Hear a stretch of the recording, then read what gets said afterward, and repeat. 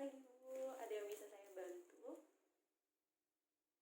Oh begitu, silakan duduk Bu, saya lihat dulu ya. Oh dengan Ibu Titan, alamatnya di Jalan Simpang Raya, usia 26 tahun. Untuk jenis radiografinya, radiografi intraoral gigi seri depan ya. Untuk rahang bawah, diagnosisnya diagnosis pulpa, betul ya Bu? Baik Bu, apakah sebelumnya Ibu pernah melakukan foto ronsen dalam 1 tahun terakhir ini? Oh tidak ya, berarti ini pertama kalinya ya untuk melakukan foto ronsen gigi ini. Oh, baik Bu. Nah sebelum kita melakukan foto ronsen, saya menjelaskan dahulu ya mengenai prosedur foto ronsen yang nanti akan kita lakukan. Jadi nanti saya akan memasukkan alat berupa film ke dalam mulut Ibu.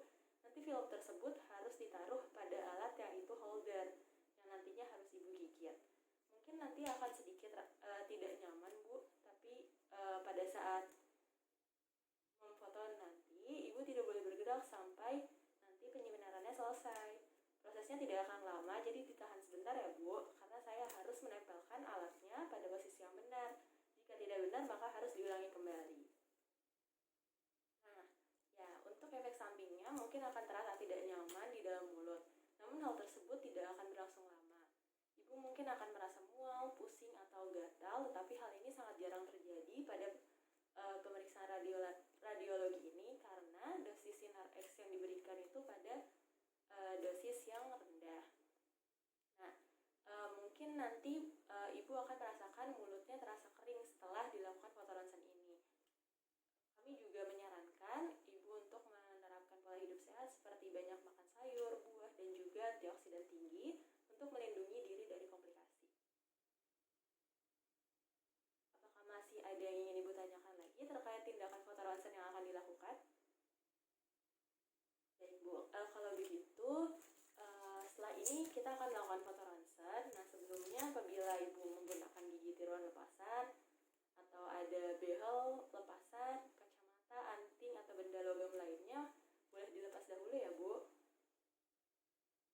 Baik, kalau begitu sebelum difoto kita pakai alat pelindung diri dulu ya Bu. Silakan duduk Bu.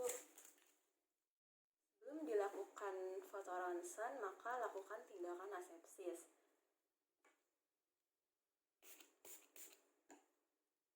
Jadi film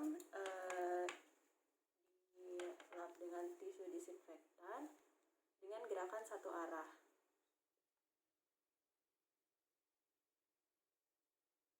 Kemudian ring locator juga.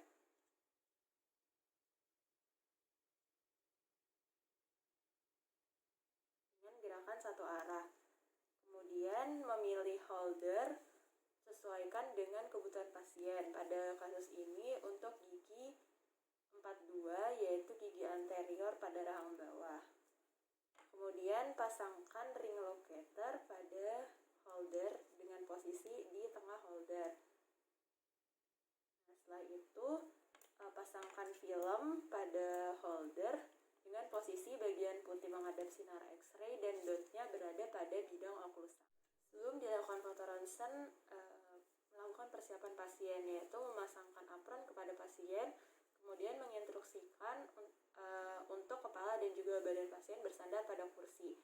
Kemudian kepalanya agak menunduk dan pandangan wajahnya lurus ke depan pada satu titik. Jika sudah, maka minta pasien untuk membuka mulutnya. Bidang oklusi harus sejajar dengan lantai. Kemudian masukkan film ke dalam mulut pasien pada posisi paralel terhadap sumbu panjang gigi. Gigi yang akan diperiksa adalah gigi 42. Nah, kemudian untuk pemeriksaan gigi 42, maka filmnya ditempatkan secara vertikal.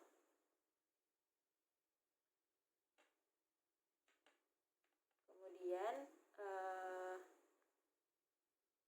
instruksikan pasien untuk menggigit perlahan dan juga jangan lupa untuk tube head atau cone-nya itu diarahkan tegak lurus terhadap gigi dan film.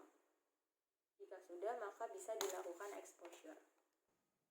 Processing film, ada yang digital dan juga kimiawi. Yang digital ada CCD dan juga PSP. CCD ini setelah pemaparan, energi sinar X dikonversi menjadi sejumlah elektron proporsional yang disimpan di sumur elektron.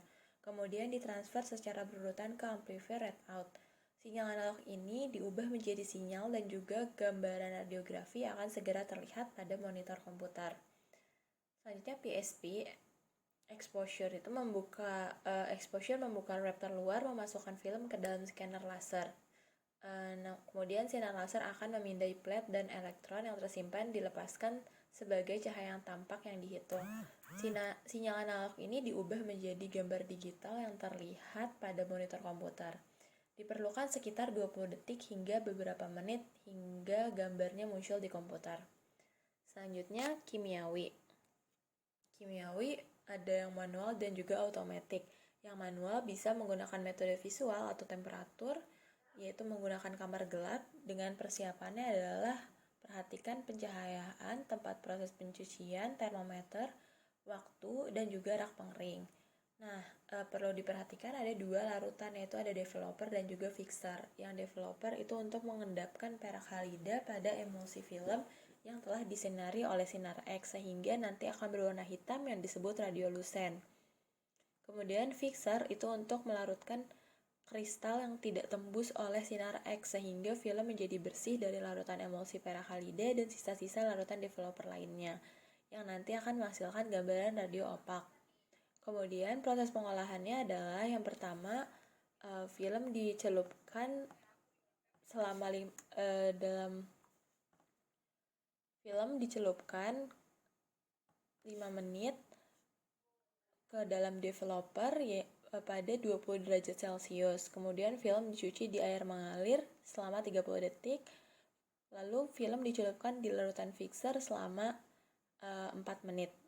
Kemudian dicuci kembali di air mengalir selama 10 hingga 20 detik, kemudian dikeringkan kembali.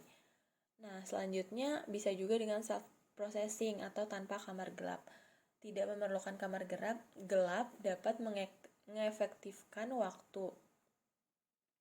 Dan juga di dalamnya itu sudah terdapat developer dan juga fixer. Kekurangannya hasilnya tidak lebih baik dari manual atau digital, kemudian tidak bisa memastikan apakah filmnya itu sudah terbasahi oleh larutan developer dan fixer, dan juga biasanya relatif mahal.